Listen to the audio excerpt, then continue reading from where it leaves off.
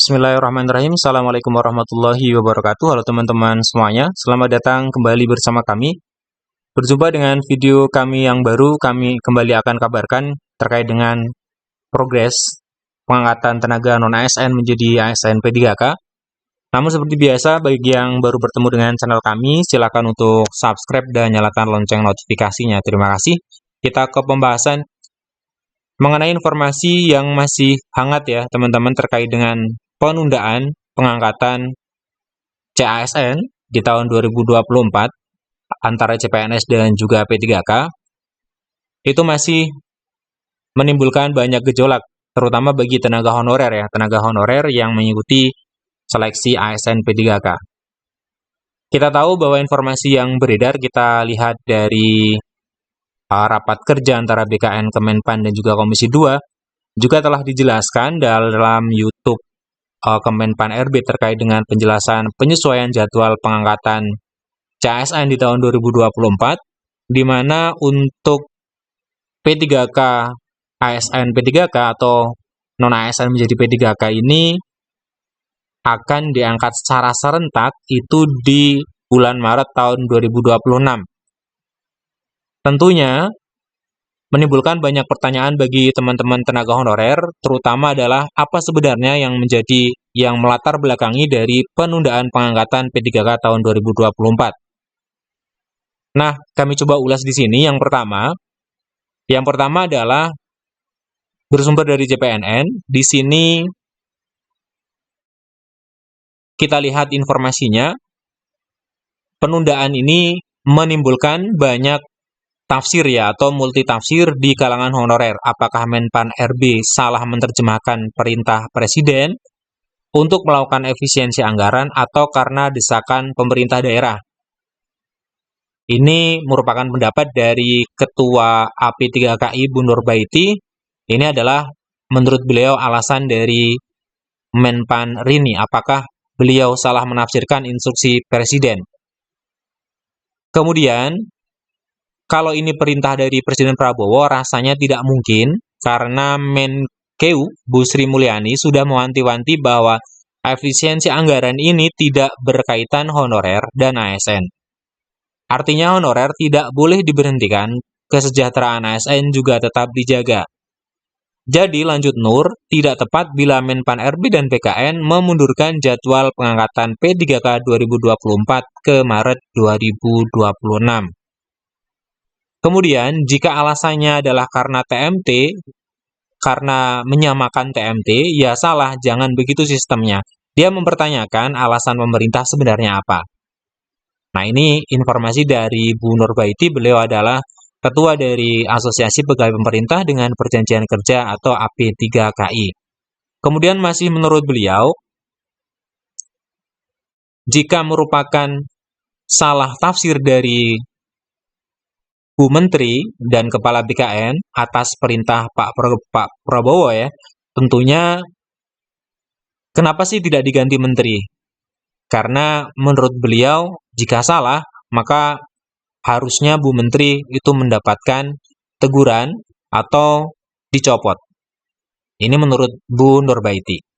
Kemudian di akhir berita ini disebutkan bahwa ini Menteri kerjanya hanya prank para honorer, beri janji palsu kepada rakyat yang puluhan tahun baru bisa menjadi ASN tegasnya.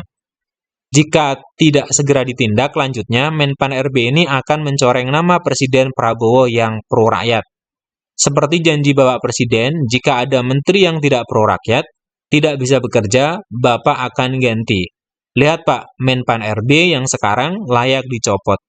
Sambungnya dengan nada marah. Nah ini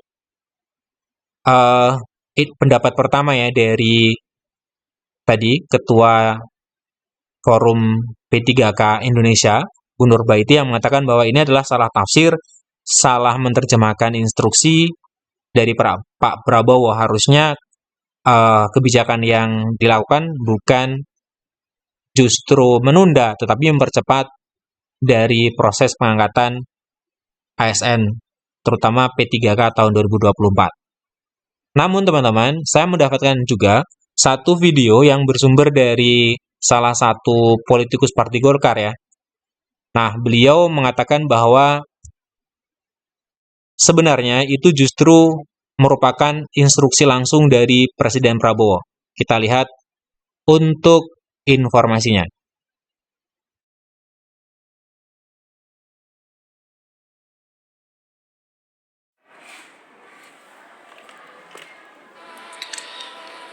Mohon maaf Pak Presiden, saya harus menyatakan Anda mulai jahat sama rakyat. APBN dialihkan ke Dana Tara hanya untuk membiayai proyek hilirisasi sebanyak 21 kurang lebih, yang nilai anggaran yang diperlukan di atas 400 triliun lebih. Mulai dari hilirisasi gas, besi, nikel, dan lain-lain. Dan itu Anda prioritaskan. Sementara CASN dan P3K Anda undurkan pengangkatannya di tahun 2025 dan 2026. APBN Anda gunakan untuk membiayai proyek-proyek strategi. Mohon maaf, sekali lagi saya katakan, yang menguntungkan pejabat-pejabat yang ada di lingkungan sekitar dan kebijakan yang dibuat oleh mereka. Menguntungkan mereka. Bisa jadi Anda pun diuntungkan Pak Presiden. Sementara kepentingan kurang lebih 2 juta rakyat Indonesia yang menanti nasibnya diangkat sebagai CASN dan P3K, Anda pending. Saya mengatakan Anda jahat Pak Presiden. Saya berharap, sekali lagi saya berharap Bapak menjadi presiden yang baik buat Indonesia. Sudah cukup 10 tahun Pak Jokowi memberi contoh presiden yang buruk sepanjang sejarah kepemimpinan di Indonesia. Karena itu saya berharap Anda bisa menjadi presiden yang baik. Betapa sadisnya kebijakan ini. Karena kenapa? Skema pembiayaan Dana Tara yang semula uang rakyat, uang APBN, sudah tidak lagi menjadi uang APBN, dan Anda gunakan untuk membiayai hilirisasi. Semestinya Pak Presiden, proyek hilirisasi ini gunakan saja skema pembiayaan swasta dan libatkan investasi asing. Biarkan APBN bekerja dan membiayai kepentingan rakyat, Pak Presiden. Kita tidak mendesak kok. Gas, besi, dan lain-lain itu tidak mendesak. Tidak menyentuh kebutuhan rakyat, Pak Presiden.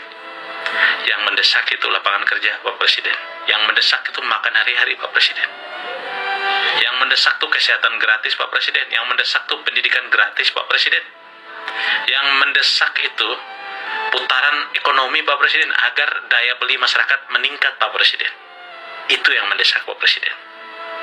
Mohon maaf saya harus bilang, bisnis proyek strategis yang dibiayai dalam bentuk hilirisasi itu adalah ekosistem industri yang Anda bangun dan akan melahirkan sub-sub sistem atau sub-sub industri yang dalam teknya, mohon maaf saya tidak menuduh, banyak pengusaha yang merupakan kolega para pejabat itu ambil bagian menyediakan bahan baku dan lain-lain. Dan mohon maaf, kebijakan itu hanya menguntungkan pejabat dan sekitarnya. Padahal negara bisa menggunakan mekanisme pembiayaan dengan cara lain tanpa membebankan itu kepada rakyat, tanpa membebankan itu kepada APBN. Sayangnya APBN yang tadinya masuk dalam keuangan negara sudah Anda pindahkan ke Dana Tara dan kemudian membiayai hilirisasi. Pertanyaan saya kalau mangkrak, siapa yang tanggung jawab Pak Presiden? Sementara itu bukan lagi kerugian negara. Disinilah yang saya katakan kejahatan kebijakan. Nah, ini adalah pendapat yang kedua terkait dengan banyak hal ya, namun yang kita soroti adalah penundaan pengangkatan CASN ini. Menurut video yang kami putar, bersumber dari akun TikTok ya, Bang Syukur Mandar, ini beliau mengatakan bahwa untuk penundaan itu tentunya merupakan instruksi langsung ya dari Presiden kepada Menpan RB. Nah, tentunya nanti semoga dari pemerintah akan ada semacam